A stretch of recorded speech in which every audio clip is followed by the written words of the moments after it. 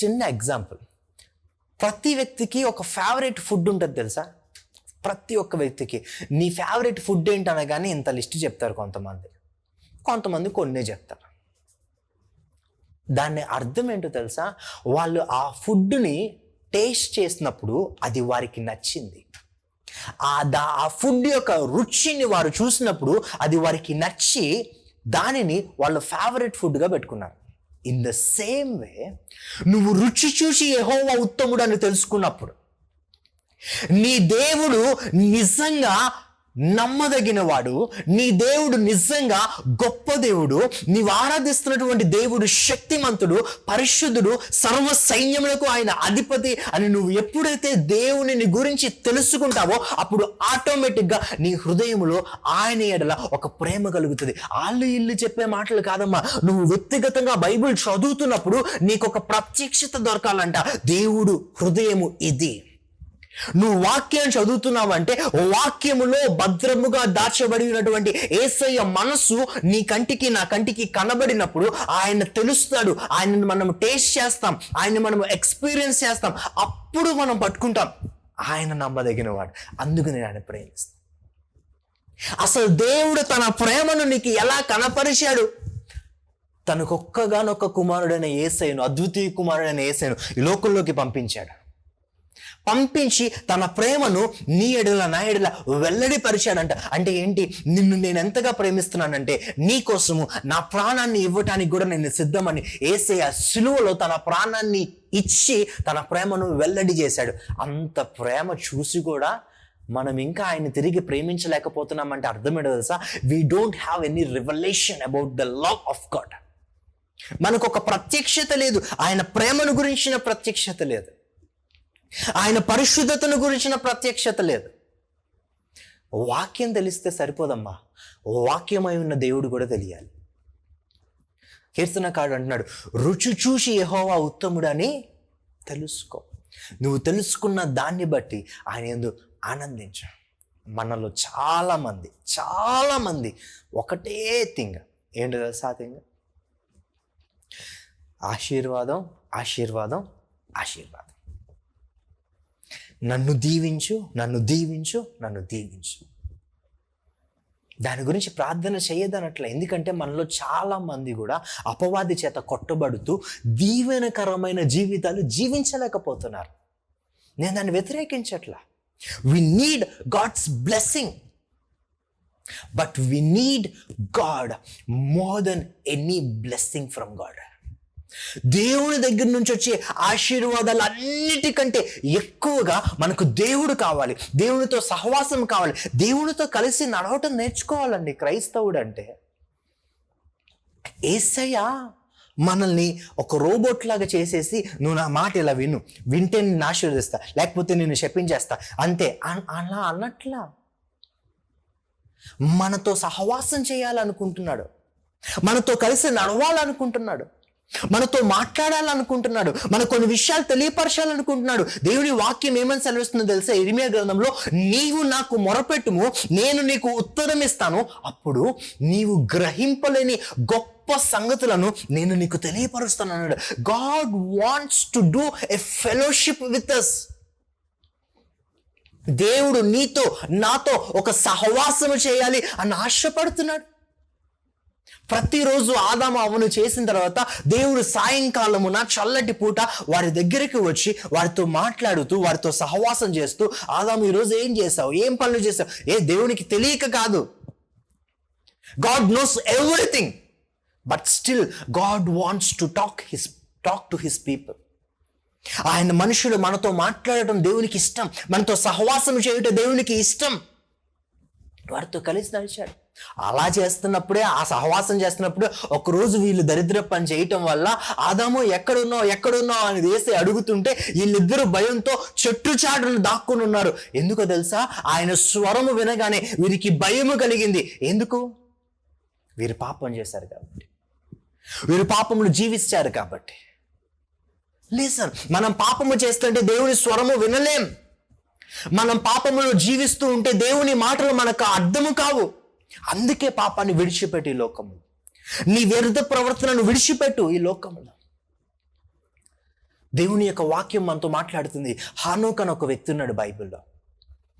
హానోకు జీవించినన్ని సంవత్సరాలు 360 సంవత్సరాలు బ్రతికాడు. అయితే దానిలో అతడు దేవునితో నడిచిన కాలం ఎంత తెలుసా? 300 years దేవునితో నడిచాడు ఆయన. మరి ఫస్ట్ 60 years ఏం చేశాడు? మనకులాగే బ్రతికాడు. బట్ దేవుని ప్రత్యక్షత ఒకసారి వచ్చింది అతని దగ్గరికి. అతన్ని స్టార్ట్ చేశాడండి దేవునితో కలిసి నడవటం. ఎలా నడిచాడు తెలుసా? దేవునితో కలిసి 300 సంవత్సరాలు ఈ లోకంలో నడుస్తూ దేవునితో సహవాసం చేస్తూ ఆయన రాసిన బుక్లో ఒక మాట రాశాడు. ఎప్పుడు గురించో తెలుసా? రెండవ రాకడ గురించి. ఆయన ఎప్పుడు జనరేషన్లో ఉన్నాడు? ఫస్ట్ జనరేషన్ పర్సన్ ఆయన. అవునా? స్టార్టింగ్ ఉన్నటువంటి వ్యక్తి మనకు ఆదికాండలో కనిపిస్తాడు. ఆ వ్యక్తి ప్రకటన గ్రంథంలో దేవుని రాకడ ఎలా ఉంటుంది అనే విషయం గురించి, రెండవ రాకడ గురించి రాశాడు. ఆ విషయము యూదా భక్తుడు రాస్తాడు, మనకి బైబిల్లో కనిపిస్తుంది, హానోకు గ్రంథంలో ఉన్నట్టు. అంటే ఎందుకు నేను ఈ మాట చెప్తున్నాను? దేవునితో కలిసి నడవటం దేవునికి ఇష్టం. దేవుడు చాలా విషయాలు మనతో మాట్లాడతాడు. దేవుడు చాలా విషయాలు మనకు బయలుపరుస్తాడు. కాబట్టి ప్రతి క్రైస్తవుడు ఎలా డెవలప్ అవ్వాలంటే స్పిరిచువల్గా దేవునితో ఫెలోషిప్ చేసే విధానంలో డెవలప్ అవ్వాలి. మీకు ఎంతమందికి అర్థమవుతుందో నాకు తెలియదు, కానీ దేవునితో ఫెలోషిప్ చేసే రీతిగా మనము ఆత్మీయంగా గ్రో అవ్వాలంట. అంటే మనము దేవునితో మాట్లాడాలి, దేవుడు మనతో మాట్లాడాలి, వీటిని మనము తెలుసుకోవాలి. దానినే ప్రార్థన అంటాం. ప్రార్థన అంటే కేవలం దేవా నాకు అదివ్వు, ఇదివ్వు, అదివ్వు అని మొరపెట్టడం కాదు. ప్రార్థన అంటే దేవునితో ఒక సంభాషణ. ప్రార్థన చేస్తున్నామనంటే దేవునితో మాట్లాడటం మాత్రమే కాదు, దేవుడు ఏం చెప్తున్నాడో అది వింటాం. మనలో ఎంతమంది ఇలాంటి సంభాషణ చేసే ప్రార్థన చేస్తున్నారు చెప్పండి? మన ప్రార్థన అంతా ఒకటే. నాకు తెలియదండి దేవుడు ఎలా మాట్లాడతాడో, నాకు తెలియదండి దేవుని వాక్యం ద్వారా ఎలా దేవుడు మాట్లాడతాడో. అందుకే అది నేర్చుకోమని చెప్తాను. నువ్వు దేవునితో సహవాసం చేయి. పౌలు ఏమని మాట్లాడాలి? పౌలు దాకా వెళ్ళారు. మనం ప్రతిరోజు మందిరానికి వెళ్ళినప్పుడు లాస్ట్ బ్లెస్సింగ్ ఇస్తారు మందిరంలో, చాలా సంఘాల్లో. అదేంటి? ఎవరికైనా గుర్తుందా? ఎవరన్నా వింటారా? కొంతమంది వ్యక్తులు అయితే చర్చ్ అంతా ఉండరు, లాస్ట్లో బ్లెస్సింగ్ ఇచ్చి ఆ మాట టైంకి వచ్చి ఇలా నిలబడతారు చర్చ్లో. ఎందుకు? ఆ బ్లెస్సింగ్ తీసుకుంటే మంచిదని. సరే, మంచిదో చెడ్డదో అది కాసేపు పక్కన పెట్టు. ఆ బ్లెస్సింగ్ ఎప్పుడన్నా విన్నావా? ఏమన్నా దాంట్లో? తండ్రి అయిన దేవుని ప్రేమయు, కుమారుడైన యేసుక్రీస్తు ప్రభువు యొక్క కృపయు, పరిశుద్ధాత్మ దేవుని యొక్క అన్యోన్య సహవాసము కూడి ఉన్న మనందరికీ తోడయుండునుగాక. బైబిల్లో పౌలు మాట్లాడిన మాట అది. మీకు ఇలా తోడై ఉండాలని ఎప్పుడన్నా ఆలోచన చేశారా? దాన్ని ఎప్పుడన్నా దాని గురించి ధ్యానించారా? ఏముంటుంది తెలుసా? తండ్రి అయిన దేవుని ప్రేమ మీకు తోడై ఉండాలంట. ఆయన ప్రేమ ఎలా కనపరిచాడు? Through Jesus Christ. అవునా? యేసయ్యను పంపించి తన ప్రేమను వెల్లడిపరిచారు. ఆయన గురించి తెలుసుకుంటాం ఫస్ట్. రెండోది ఏంటి? యేసయ్య కృప. యేసయ్య ఎంత గ్రేషియస్ గాడో, ఆయన నీకు నాకు ఎంత కృపను చూపిస్తున్నాడో అది మనం తెలుసుకోవటం రెండో విషయం. అంటే ఏంటి?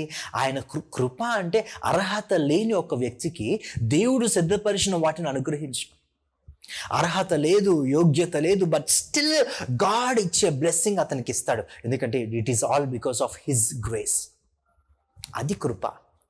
ఓకేనా? ఇప్పుడు ఈ కృప. మూడోది ఏంటి? తండ్రి అయిన దేవుని ప్రేమ, కుమారుడైన యేసుక్రీస్తు ప్రభు కృప. మరి మూడోది ఏంటి? ఆలోచించారు ఎప్పుడన్నా? పరిశుద్ధాత్మ దేవునితో అన్యోన్య సహవాసము, intimate relationship with holy spirit. మనలో ఎంతమందికి ఈ డిజైర్ ఉంది? హోలీ స్పిరిట్తో ఒక ఇంటిమెసీ ఉండాలి అని. హోలీ స్పిరిట్తో ఒక ఇంటిమెసీతో ఆయనతో కలిసి నడవాలి. హోలీ స్పిరిట్తో ఒక ఫెలోషిప్ చేయాలి. ఎంత ఇంటిమెసీయో తెలుసా అది? ఇరువురు కలిసి ఒకటే స్పిరిట్గా, నీ స్పిరిట్, హోలీ స్పిరిట్ రెండు వన్నెస్లోకి రావటం. ఎవ్రీ మినిట్ కూడా హోలీ స్పిరిట్తో మాట్లాడుతూ ఉండటం, ఆయన మాట్లాడేది వినటం. ఎలా పాసిబుల్ అవుతుందో తెలుసా ఆయన మాట్లాడేది వినటం? Through sanctification. ఈ వాక్యము నిన్ను శుద్ధి చేస్తున్నప్పుడు, నిన్ను నువ్వు ప్రత్యేకపరుచుకొని, ఈ లోకముందు ఏది నీలోనికి రానివ్వకుండా నిన్ను నువ్వు ప్రత్యేకపరుచుకొని, నిన్ను నువ్వు పరిశుద్ధపరుచుకుంటూ యేసు రక్తము ద్వారా, యేసయ్య వాక్యము ద్వారా నువ్వు కడగబడుతూ నువ్వు ఆయన దగ్గరికి వచ్చి నిన్ను నువ్వు సమర్పించుకుంటున్న స్థితిలో ఉన్నప్పుడు you can receive word from holy spirit. You can hear his voice. Consecration అనేది చాలా ఇంపార్టెంట్. మనం అందరం మాట్లాడుకుంటాం, సమూయేలు చిన్నప్పటి నుంచి ఎలా విన్నాడండి దేవుని స్వరాన్ని. సమూయేలు చిన్న బాలుడు కదా, బాలుడుగా ఉన్నప్పుడు ఆయన దేవుని స్వరమును ఎందుకు వినగలిగాడు? దేవుడు వచ్చి సమూయేలు సమూయేలు అని పిలవగానే, సమూయేలు చిన్నవాడు కదా పాపం, వాడికి తెలియ. అప్పట్లో దేవుని వాక్కు ప్రత్యక్షం అవుట అరుదు అని ఉంది బైబిల్లో ఆ టైంలో. అవునా? ఆయన ఏలి దగ్గరికి వెళ్ళి, పిలిచావా యజమానుడా, నన్ను పిలిచావా, నేను ఇక్కడే ఉన్నాను, ఏం కావాలో చెప్పు అంటున్నాడు. ఫస్ట్ ఏమో ఏలి నేను పిలవలేదు అన్నాడు. మరలా రెండోసారి వెళ్ళాడు. ఏలికి అర్థమైంది. ఇంకోసారి నీకు వినిపిస్తే, చిత్తము నా ఏలిని వాడా, చిత్తం ప్రవ్వా, చెప్పు నేను వింటున్నాను, ఏంటో చెప్పు అని పలకమన్నాడు. సో సమూయేలు నేర్చుకున్నాడు, వెళ్ళాడు. ఈసారి దేవుడు మాట్లాడుతున్నాడు అని అర్థమైంది. వెళ్ళి దేవుడిని అడుగుతాడు. దేవుడు ఒక సమాచారం తెలియపరుస్తాడు. అది మనం తర్వాత ధ్యానిస్తాం. ఇప్పుడు నేను అడుగుతున్న క్వశ్చన్ ఏంటంటే, ఎలా సమూయేలు దేవుని స్వరాన్ని వినగలిగాడు? మనకు ఒక అపోహ ఏంటంటే, దేవుడు మాట్లాడాడు కాబట్టి వింటాడు. ఈరోజు దేవుడు నీతో నాతో కూడా మాట్లాడుతూనే ఉన్నాడు. వాక్యం చెప్తుంది, నీతో నాతో కూడా దేవుడు మాట్లాడుతూనే ఉన్నాడు. But still we can not able to hear. మనము వినే సామర్థ్యం మనకు లేదు, మన చెవులు మూసుకుపోయింది. మరి మనం ఎప్పుడు వినగలం? ఎలా విన్నాడు సమూయేలు చూస్తే మనం వినగలం. సమూయేలు జీవితంలో తన తల్లికి గర్భం లేదు. సమూయేలు యొక్క తల్లి హన్నాకి ఒక టైం వరకు గర్భం లేదు. ఆమె మందిరానికి వచ్చి ప్రార్థించినప్పుడు దేవుడు కార్యం చేసి ఆమెకు గర్భాన్ని ఇచ్చాడు. ఆమె ఏం నిర్ణయం తీసుకుంది తెలుసా?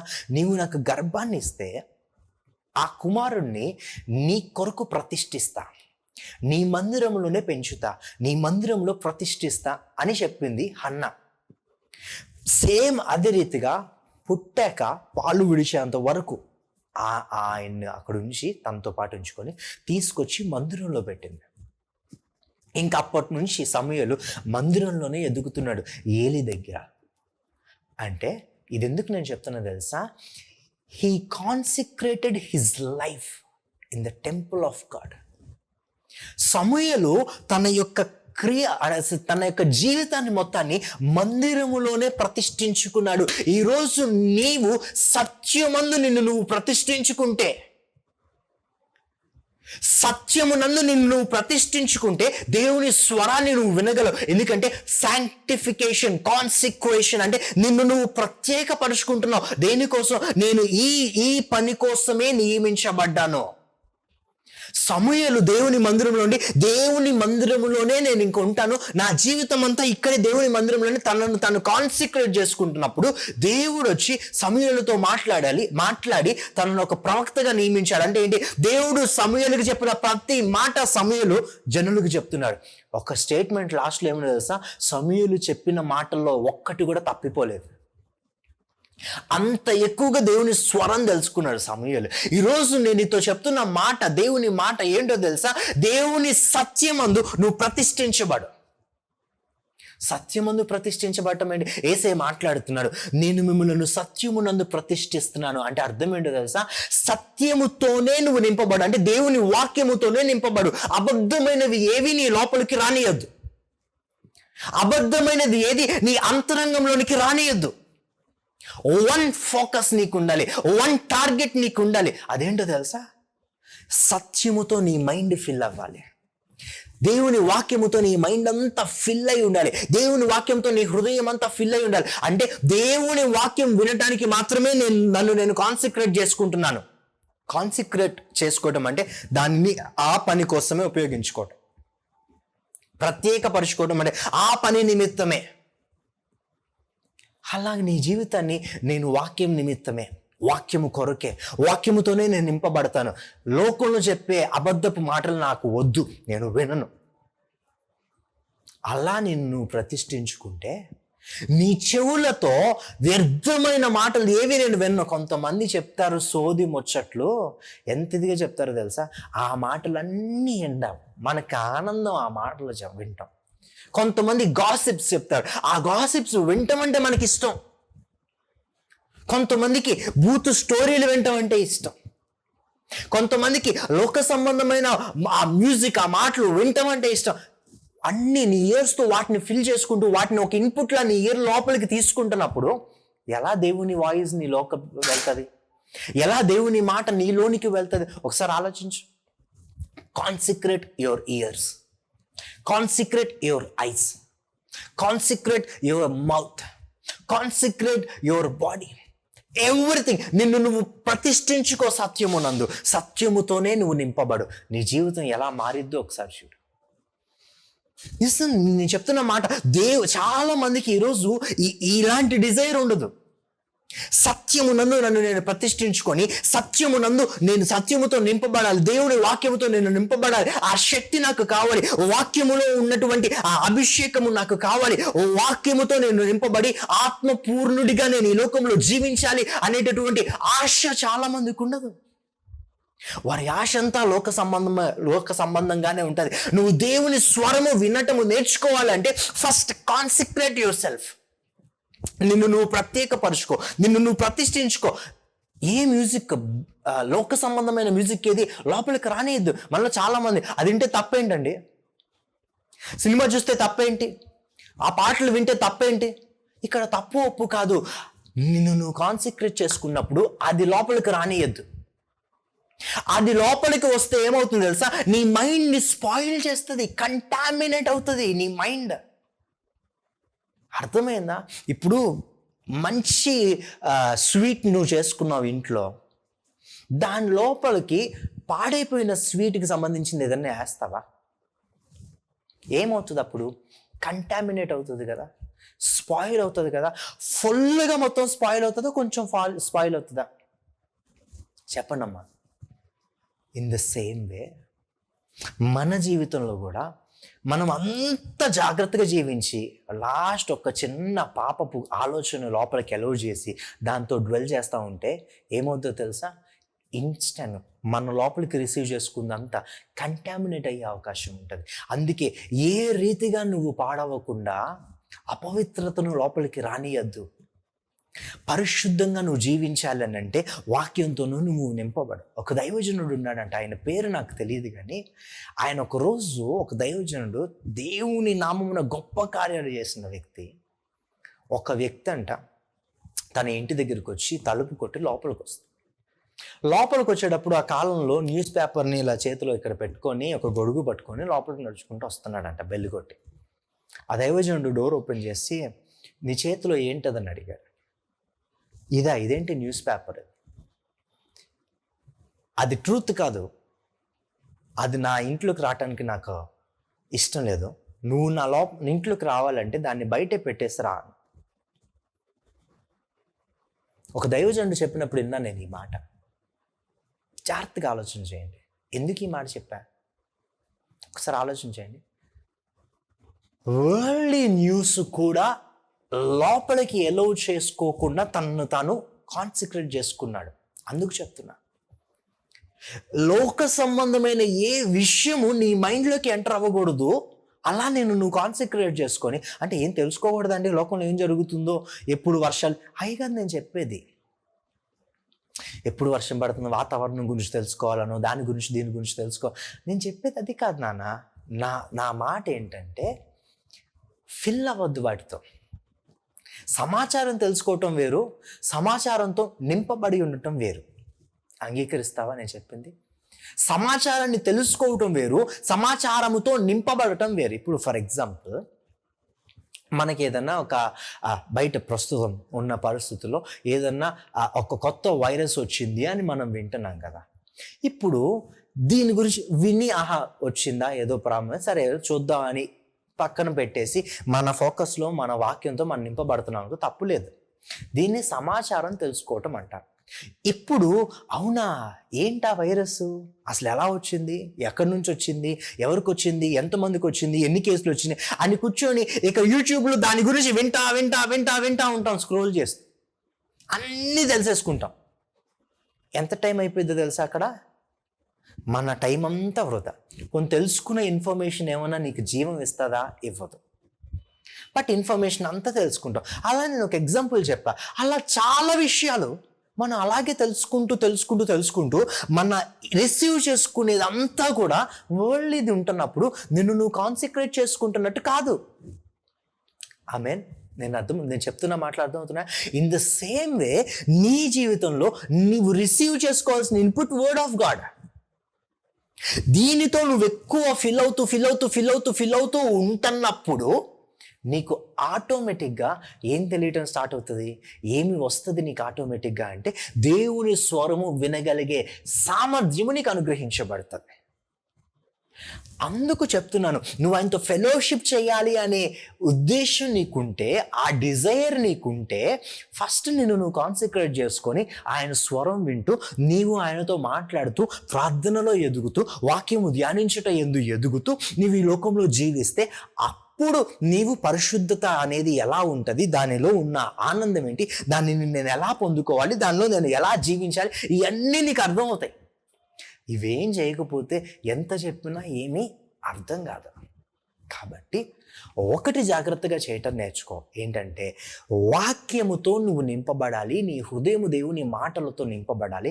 అప్పుడు నువ్వు దేవుని స్వరము వినగలవు. అది దేవునికి ఇష్టమైన విషయం. నీతో సహవాసం చేయటం దేవునికి ఇష్టమైన విషయం. నువ్వు దేవునితో సహవాసం చేయాలని దేవుడు ఆశిస్తున్నాడు. కాబట్టి ఆ ఆశ తెలుసుకొని నీవు, దేవుని హృదయాన్ని తెలుసుకున్న నీవు ఎప్పుడు అటు రీతిగా చేయటానికి నిర్ణయం తీసుకుంటావు. ఈరోజు దేవుడినితో మాట్లాడుతున్నమాట. ఎప్పుడు ఆ నిర్ణయం తీసుకొని దానికి తగ్గినట్లుగా నీవు సరి చేసుకుంటావు. దేవుని వాక్యం ద్వారా మీరు ఆశీర్వదించబడ్డారని నేను నమ్ముతున్నాను. అయితే మీ కొరకు ఈరోజు ప్రార్థించడానికి నేను ఇష్టపడుతున్నాను.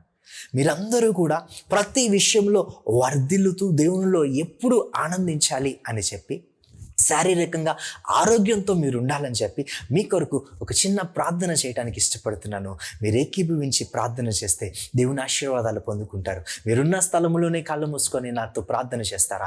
పరిశుద్ధున ప్రేమ కలిగిన రాజా గొప్ప దేవా, ఈరోజు ఈ వాక్యము విని ఎంతమంది అయితే ఆశీర్వదించబడుతున్నారో వీరందరి జీవితాల్లో కూడా ఈ వాక్యము నిశ్చయముగా నూరంతలుగా ఫలించునుగాక. తండ్రి, ప్రతి బిడ్డ ఈ వాక్యమును గ్రహించి ఆ వాక్యములో ఉన్న శక్తిని వారి జీవితములలో వారు అనుభవించుదురుగాక. ఆమేన్. ప్రతి బిడ్డ జీవితంలో ఆర్థికంగా, ఆత్మీయముగా, శారీరకంగా అన్ని విషయాల్లో నీ ఆశీర్వాదాన్ని వారికి అనుగ్రహించండి. నీవు మాకు ఇచ్చిన ఆరోగ్యము మా స్వాస్థ్యము కనుక ఎంతమంది అయితే అనారోగ్యంతో కొట్టబడుతున్నారో వారందరికీ యేసయ్య నీవు పొందిన దెబ్బల చేత వారికి నిశ్చయముగా స్వస్థత కలుగునుగాక. చూస్తున్న ప్రతి బిడ్డ తన జీవితంలో ఆర్థికముగా ఆశీర్వదించబడునుగాక. రెండు బంధకాలు త్రెగిపోవునుగాక. నజరేయుడైన యేసు నామములో ప్రతి బిడ్డ సమృద్ధిలో ఉండునుగాక. ప్రతి బిడ్డ సమృద్ధిలో ఉంటూ సమాధానముతో ఉంటూ నీ యందు ఆనందించే బిడ్డగా ఉంటూ ప్రతి బిడ్డ నీలో ఎదిగి ఫలించే స్థితిని ప్రతి వ్యక్తికి అనుగ్రహించి యేసయ్య ఈ వ్యక్తులందరి ద్వారా నీ నామానికి నీవు మహిమను తెచ్చుకొనమని నజరేయుడైన యేసు నామములో అడిగి వేడుకొంచున్నాము తండ్రి. ఆమేన్, ఆమేన్. తండ్రి అయిన దేవుని ప్రేమ, కుమారుడైన యేసుక్రీస్తు ప్రభువు యొక్క కృప, పరిశుద్ధాత్మ దేవుని యొక్క అన్యోన్య సహవాసము మీ అందరికీ ఎల్లప్పుడూ తోడయుండునుగాక. ఆమేన్. God bless you.